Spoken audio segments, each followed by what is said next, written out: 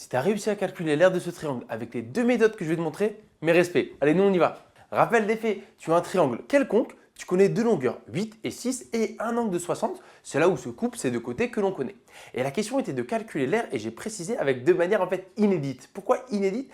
Parce que je vais utiliser deux formules jamais vues encore sur la chaîne. La première formule, si tu la connais, c'est quasiment instantané. C'est la deuxième qui est autrement plus intéressante et il faudra se battre un peu plus. La première formule, si tu la connais, c'est fini. En fait, il y a une formule qui te permet de calculer l'aire d'un triangle exactement dans cette configuration. Mais elle est assez rare, on la voit très peu, je te le rappelle. Donc j'ai pris un triangle quelconque avec ABC les longueurs. Et donc tu auras noté en fait, je préfère toujours mettre petit a en fait la longueur plutôt que AB, AC, BC. C'est plus lourd en fait pour le dire dans les notations. Donc je préfère vraiment cette notation là et on voit qu'avec le temps, c'est bien plus pratique. Et même AB, BC, les élèves ils le digèrent mal 6e, 5e. Donc voilà, tu as un triangle ABC et donc j'ai noté A chapeau, B chapeau et C chapeau, les angles et tu as remarqué, l'angle C c'est l'angle qui est en face du côté C. Ok, ça c'est pour la notation.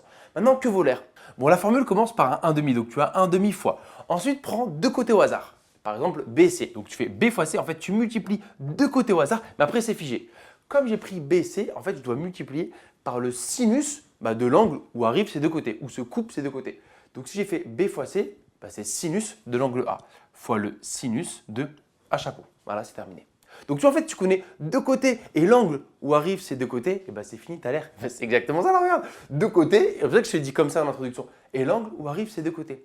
Et donc tu vois, cette formule, peut-être que tu la connais pas parce qu'on la voit peu. Moi, je l'ai vue en première et encore, je me souviens, c'était à la fin d'un cours, ça avait sonné. La prof, elle a dit attendez, avant de partir, écrivez cette formule et à demain. Tu vois, donc on l'avait appliquée rapidement à la fin du chapitre trigo. Et maintenant encore, c'est pareil, on la voit rarement.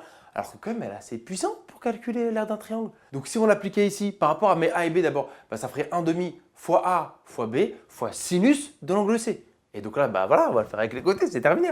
1,5 fois 8 fois 6 fois sinus 60 degrés. Et les nombres ne sont jamais pris au hasard. Sinus 60, on connaît. Ça fait partie des valeurs remarquables qu'il est bien de connaître par cœur. Il y a 30, 45 et 60 degrés dont il faut connaître le cos et le sinus.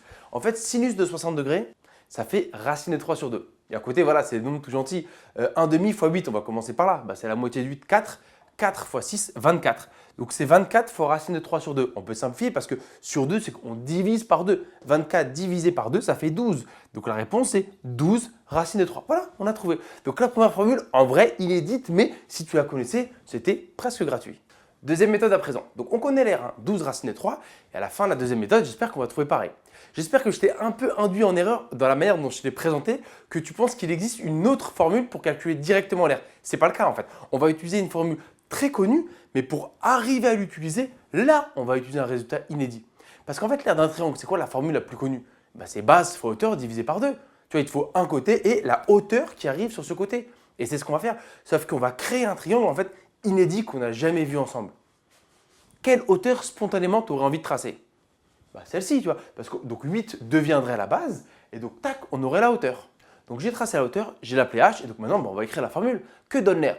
C'est base fois hauteur divisé par 2. Donc c'est 8 fois h divisé par 2. On peut même pousser, je ne sais pas si c'est utile, mais parce que 8 divisé par 2, ça fait 4. Donc finalement l'air c'est 4 fois h. Autrement dit, tu sais que moi j'aime bien diviser la difficulté. Pour trouver l'air de ce triangle, il faudrait que tu trouves h. Un petit point de situation. Ici, en fait, on cherche l'air de deux manières différentes. Donc oui, même si on sait que l'air vaut 12 racine de 3, on ne peut pas l'utiliser. Il fallait deux chemins indépendants qui amènent à la même réponse. Okay, donc l'air, c'est 4 fois la hauteur après notre petit raisonnement. Autrement dit, maintenant, on trouve ce que vaut h, on gagne. Il suffira de faire x 4. Ok, comment est-ce qu'on fait? Ce qui est embêtant, c'est qu'à la hauteur, on ne sait pas où ça arrive. Quand tu as un triangle équilatéral, la hauteur arrive au milieu. Mais là, ce n'est pas le cas. Ce n'est pas parce que tu as 1,60 que tu peux dire qu'il est équilatéral. Le triangle est quelconque. Donc la hauteur, on ne sait pas du tout où elle arrive. Peut-être qu'ici, il y a 2,5, peut-être qu'il y a 3. On n'en a aucune idée. Tout ça pour te dire qu'on ne peut pas utiliser le théorème de Pythagore pour aller chercher h. On pourrait utiliser la trigonométrie. Parce que, mais à droite, tu as un triangle rectangle, tu connais un angle, tu connais un côté, donc c'est bon. La trigonométrie, cosinus, sinus, tangente, te permet d'aller chercher les côtés. Mais moi, ce n'est pas ce que je vais faire. Je t'ai promis un résultat inédit. Ça, ce n'est pas inédit, c'est sympa parce qu'on trouve, mais il n'est pas inédit. Je vais zoomer sur ce triangle, celui de droite. Donc c'est un triangle rectangle dont un des angles mesure 60 degrés. Or, dans un triangle rectangle, les deux angles aigus sont complémentaires. L'un plus l'autre, 90. Donc directement, combien mesure cet angle? Il mesure 30 degrés. Comme ça, la somme fait bien 90. Et en fait, ça, c'est un triangle particulier. Quand tu as un triangle dont les angles valent 30, 60, 90 ou un triangle rectangle avec 30 et 60 et en fait on connaît ses longueurs. Il est connu. C'est pas vraiment on connaît ses longueurs, mais on connaît le lien entre ces trois côtés. Autrement dit, si tu connais une des longueurs, tu connais toutes les longueurs. C'est un truc qu'on voit beaucoup dans le système anglo-saxon et hélas pas du tout en France. Moi j'ai découvert il n'y a pas longtemps quand je préparais des élèves à des tests anglais qui parlaient de maths logique. Et il a pareil révolutionné mon monde comme d'autres formules que j'ai apprises sur le tas. Et je te l'apprends tout de suite. Et tu connais mon amour de faire un pas de côté pour te faire comprendre avec un cas plus simple. Normalement, tu connais les triplets de Pythagore si tu me suis un petit peu. Tu sais qu'un triangle qui a pour longueur 3, 4, 5 est rectangle, d'accord? Et donc en fait, ce n'est pas 3, 4, 5 le triplet. C'est n'importe quel multiple de 3, de 4 et de 5 en fait te donne un triangle rectangle. Ce qui signifie que si je construis un autre triangle rectangle et que celui-ci vaut 20, que celui-ci vaut 12, combien mesure celui-là? En fait, j'ai construit un nouveau triangle rectangle sur la base de ce triplet de Pythagore. Et c'est à toi d'enquêter et de comprendre, ah bah oui, il a fait x4, d'accord? C'était pas la multiplication de l'année. Donc comme j'ai fait x4 à tout le monde, eh ben on connaît directement l'autre côté. Il mesure 16.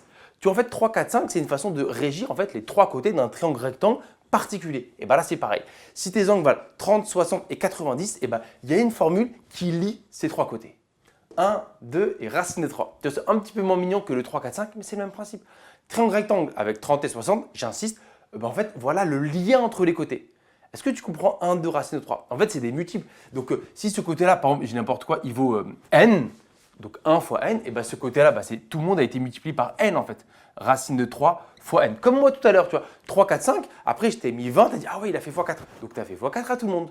Et ben là, c'est le même principe. En fait, c'est 1, 2 racine de 3, c'est le lien entre les côtés. Et donc après, ce sera fois un certain nombre suivant l'exercice. Tu commences à faire le lien ou pas? Donc tu vois que ce triangle, c'est exactement celui-là. En plus, je suis adorable, je t'ai mis dans le même sens pour que tu vois bien. Je ne t'ai pas tourné pour t'embrouiller. Donc en fait, on connaît ce côté-là 6 qui correspond à celui-ci. Et c'est tout mignon en fait, tu vois. Donc ce côté, il vaut 6. Donc c'est qu'on a multiplié tout le monde par combien? Par 3. C'est qu'ici, n égale 3. Ah ok, comme c'était un certain triangle rectangle, les longueurs sont régies d'une certaine manière. J'en connais une, à moi d'enquêter pour comprendre. Ah oui, donc c'est la base de mon cours, mais ici j'ai fait x3. Et ben voilà, je connais toutes les longueurs. 6 et x3, combien mesure cette partie-là? C'est 1 x 3, donc ce côté-là mesure 3. Et donc la hauteur c'est pareil. Tout a été multiplié par 3. Donc la hauteur, c'est 3 racine de 3. Bah oui, il fallait que la racine de 3 arrive un jour ou l'autre. Et ben voilà, c'est terminé. Comme j'ai reconnu que c'était ce triangle et j'ai enquêté, bam, je connais les trois longueurs. Voilà, c'est terminé. Nous, on avait dit que l'air, parce qu'on a fait notre raisonnement tout à l'heure, c'était 4 fois la hauteur. La hauteur, on l'a démasquée. Elle vaut 3 racines de 3. Donc l'air vaut 4 fois 3 racines de 3, ce qui fait bien 12 racines de 3 et on retrouve bien notre résultat par un autre chemin indépendant. Celle-ci est pas mal. Celle-là, elle est plutôt puissante. En fait, il y a plein de petits résultats très sympathiques, mais qu'on ne voit jamais dans le système scolaire parce que quelque part, peut-être pour certains, c'est un peu de la triche de livrer ce résultat-là. Alors que non, au contraire, c'est hyper puissant. 1, il faut le retenir, c'est pas rien. 2, il faut le reconnaître. Enfin, tu vois, ça quand même, ça demande certaines aptitudes qui sont pas gratuites, c'est pas rien. C'est pas juste, ah, je connais la formule, c'est de la triche. Et non, il faut toujours repasser par Pythagore, Trigo. Bah non, j'ai repéré que c'était le même triangle, compétence check. J'arrive à trouver par combien je dois multiplier compétence check et je l'applique ici. Enfin, moi, je trouve que c'est pas rien. Et c'est même limite un peu plus classe que de faire la trigo ou autre. Même si tu as fait la trigo, c'est top, c'est que tu as trouvé, tu vois. Le but, c'est de trouver. Et moi, je voulais mettre en avant ce résultat-là inédit. Donc, je pense que je n'ai pas menti. Hein. D'accord, ces deux résultats-là, si on n'est pas vraiment sorti du carcan des maths scolaires, eh ben, on ne les a jamais vus. La première, rappelle-toi, 1/2 a fois b sinus de l'angle, sinus C. Et l'autre, en fait, quand tu as un triangle rectangle à faire certains angles particuliers, il y a un lien qui régit les trois longueurs. J'espère que ça t'a plu.